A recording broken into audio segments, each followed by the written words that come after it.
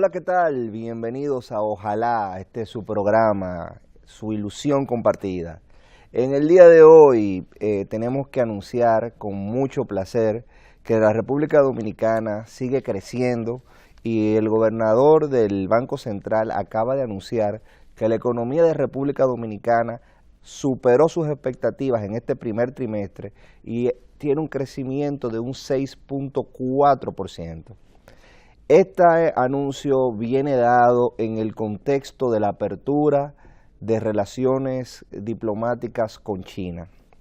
Al analizar las cifras que da el gobernador del Banco Central, nos encontramos con que hay un aumento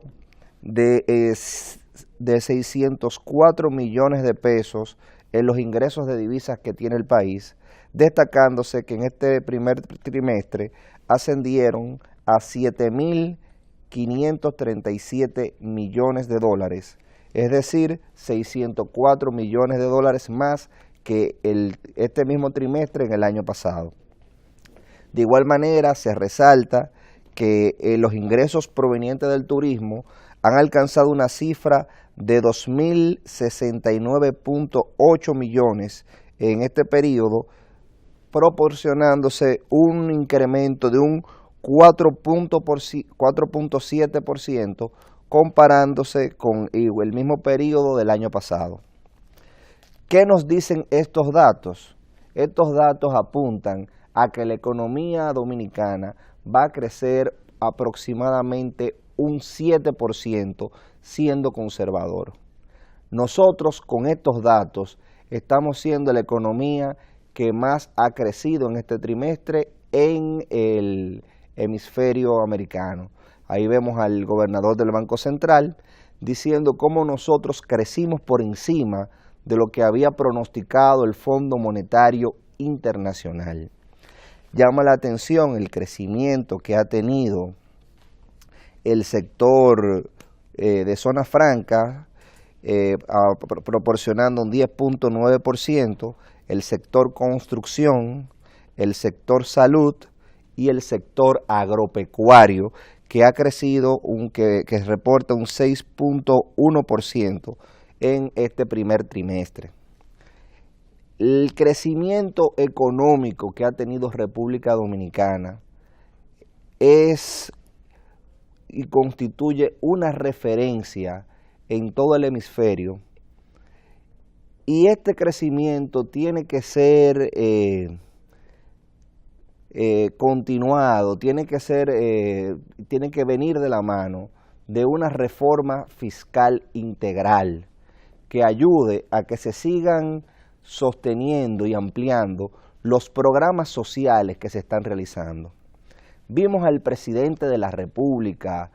en la inauguración de este modernísimo hospital en Puerto Plata decir que su compromiso es dignificar la Red Nacional de Salud, la red hospitalaria de República Dominicana, que es imposible que República Dominicana sea un país donde 10 pacientes se encuentren en una sala, 10 pacientes diferentes, bañándose y compartiendo el mismo baño, o sea, 10 personas con enfermedades diferentes, y que por eso la visión que se tiene es construir hospitales modernos en donde se dignifique la vida de los pacientes y haya un máximo de 2 pacientes por habitación, no una sala de 10, sino una sala con 2 pacientes por habitación, y que estos hospitales tengan las características del hospital o de la clínica privada más importante que hayan. Ya se ha hecho esta modernización con el Hospital Moscoso Puello, donde el presidente de la República dijo que él reta a cualquiera que le busque un hospital que tenga mayores condiciones que esa. Puede tener igual, pero no mayores. Y cuando conectamos eso con esa promesa que el presidente ha hecho de que va a remodelar toda la red hospitalaria, pero que no solamente eso, él habló de la cobertura que actualmente tiene la cobertura de salud, indicando que actualmente de 10 dominicanos hay 7 personas que están asegurados, ya sean por el Seguro Nacional de Salud, SENASA, o por aseguradoras privadas, indicando que su meta es, de aquí a que se termine su gestión, llegar a que sean 9 de cada 10 dominicanos los que estén asegurados y tengan garantizado su cobertura de salud. Él señalaba que es para el Estado una carga pesada que se tenga que pagar 2 veces. Pagar el servicio subsidiado del Seguro Nacional de Salud y pagar la red hospitalaria, y estaba alentando a los pacientes a que si tenían su seguro privado, que no era un regalo, era un producto de su trabajo, que se presentaran a los hospitales con ese seguro privado, y si no tenían seguro, también el hospital lo iba a asumir, pero que la meta era que todo el mundo tuviese asegurado, tuviese un seguro de salud. Cuando nosotros vemos estos dos elementos en contexto, por un lado la economía dominicana creciendo y por otro lado un gobierno decidido en aumentar la inversión pública para la gente, nosotros nos damos cuenta de la gran necesidad de que se produzca un pacto fiscal, tal como manda la Ley de Estrategia Nacional de Desarrollo, que permita seguir profundizando esas inversiones públicas que se están haciendo al servicio de la gente. El crecimiento está muy bien, pero ese crecimiento que tenemos que hacer, tenemos que prolongarlo y tenemos que seguir tomando medidas para que se mantenga, pero el crecimiento tiene que ir acompañado necesariamente de un pacto fiscal integral que permita que se puedan mantener estas inversiones públicas y que se puedan seguir ampliando, porque realmente República Dominicana no va a ser un país en vías de desarrollo, no va a ser un país desarrollado hasta que no pueda garantizarle derechos esenciales mínimos a sus habitantes. Y ese es el compromiso. Por eso vemos cómo primero se tomó la educación, garantizando el 4%, haciendo que las escuelas sean en cada lugar de nuestro país, las escuelas nuevas que se están haciendo, la infraestructura mejor construida de cada provincia y de cada municipio, y haciendo la tanda escolar extendida, para que República Dominicana, en vez de ser un país que tiene y que tenía 2 horas de clase promedio, pase a tener 8 horas de clase. Ese cambio cuantitativo ha sido seguido de un cambio cualitativo al procurar, al aumentarle efectivamente a los maestros sus condiciones materiales y al procurar tener a los mejores recursos humanos. Por eso también la gran trascendencia que ya habíamos compartido acá de la escogencia de los directores regionales y distritales. Entonces, cuando vemos que este gobierno asume ese compromiso con la mejora constante de la educación pública y en segundo lugar, una vez ya avanzada esta revolución educativa, la mejora de la salud de las personas, estableciendo hospitales de calidad, nos damos cuenta que es necesario garantizar que estas inversiones públicas, que estas prioridades que se han señalado, sigan manteniéndose y sigan ampliándose. Y si tenemos una economía en crecimiento, esto tiene que ser, como dije, complementado con una mayor recaudación fiscal, no producto de la eficiencia tributaria que la estamos teniendo, porque la Dirección General de Impuestos Internos, sin establecer nuevos impuestos, solamente reduciendo la evasión, ha podido aumentar significativamente los impuestos, pero realmente República Dominicana necesita una nueva estructura fiscal porque nuestra presión tributaria es muy bajita, sobre todo cuando tenemos un crecimiento tan alto. Entonces ese era el primer tema que quería señalar, resaltando esa cifra de crecimiento económico y cómo esas cifras, ese crecimiento económico ha estado acompañado de grandes inversiones públicas y merece ser complementado con un pacto fiscal. El otro tema que quisiera compartir con ustedes es el tema obligado, y va a ser el tema obligado por mucho tiempo, gracias a sus repercusiones en todos los sentidos. Y es el tema de las relaciones formales con China continental. Hablar de China para nosotros es hablar de una civilización ancestral que deslumbró la imaginación de los griegos y romanos. Roma y Grecia quedaban deslumbrados con la seda que venía de China. Tiempo después, en la llamada o denominada Edad Media, que solamente la sufrió Europa, para que los que nos están conociendo sepan lo que es la Edad Media. La Edad Media es el período que se produjo después de que se desintegró el Imperio Romano en el año 476 hasta el año 1451, en donde Estambul, o lo que era el Imperio Romano de Oriente, cayó en manos de los turcos. Esos 1000 años que hay aproximadamente se conoce como Edad Media. Y en esos 1000 años Europa estuvo de espaldas al mundo, aguantando esa expansión del Imperio Árabe. Y en ese periodo nos encontramos con que 1 o 2 europeos llegaron a ir a China, como es el caso de Marco Polo, que en 1200 y tantos llegó a ir a China, y los europeos quedaron deslumbrados porque China desde hacía milenios ya tenía una industria que producía finas telas, que ya tenía imprenta inclusive. Nosotros creemos que la imprenta es de Gutenberg. No, la imprenta es China. Ya China tenía 4 o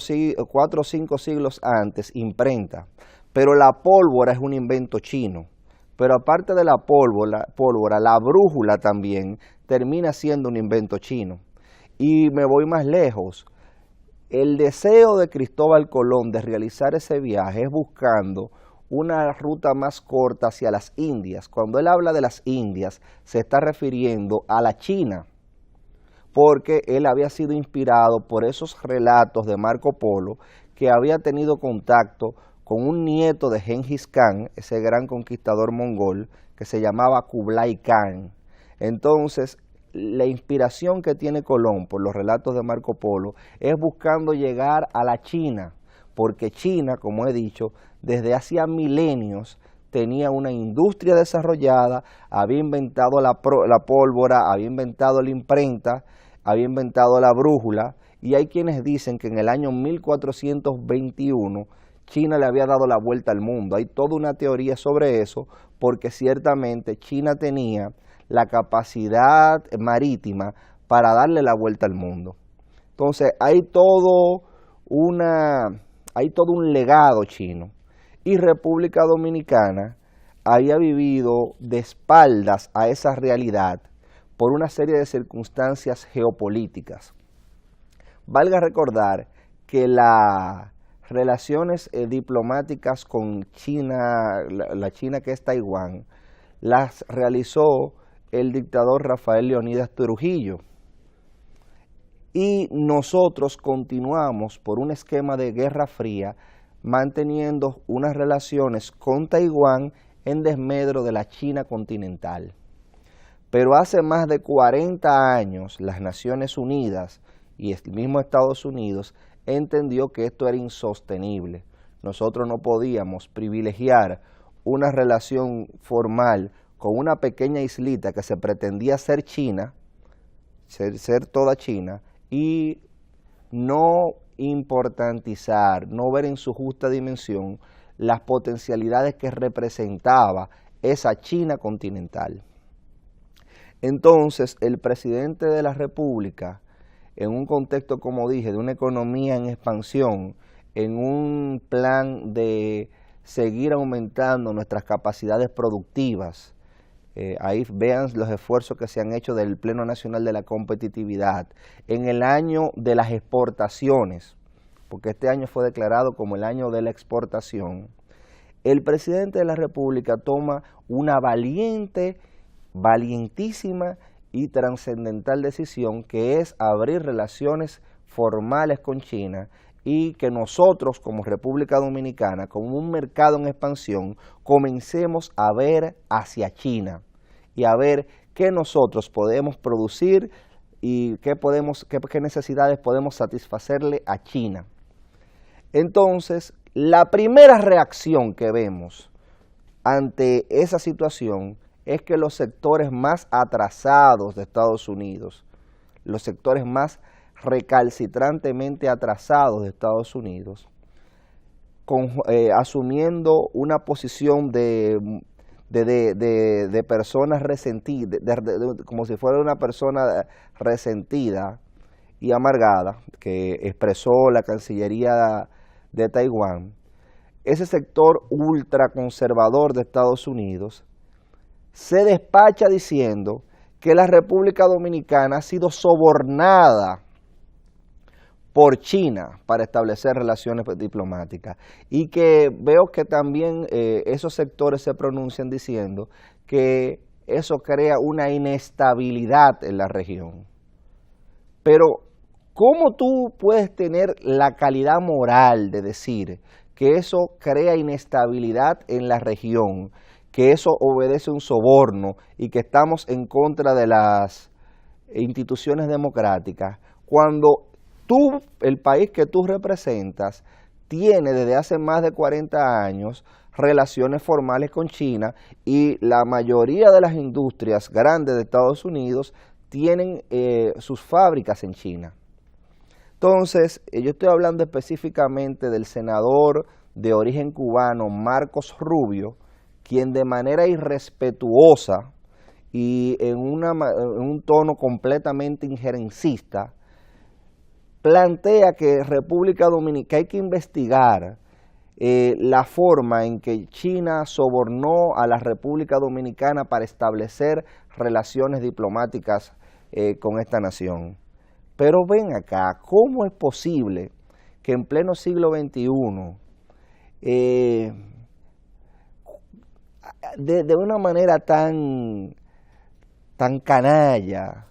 se salgan con estos comentarios,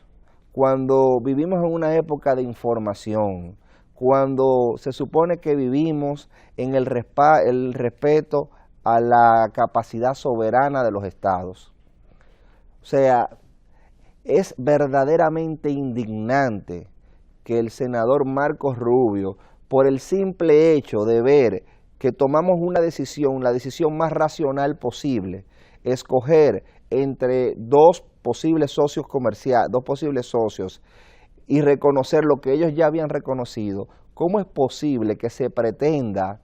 enlodar ese trascendental logro? Y sabemos cómo es posible. Es posible porque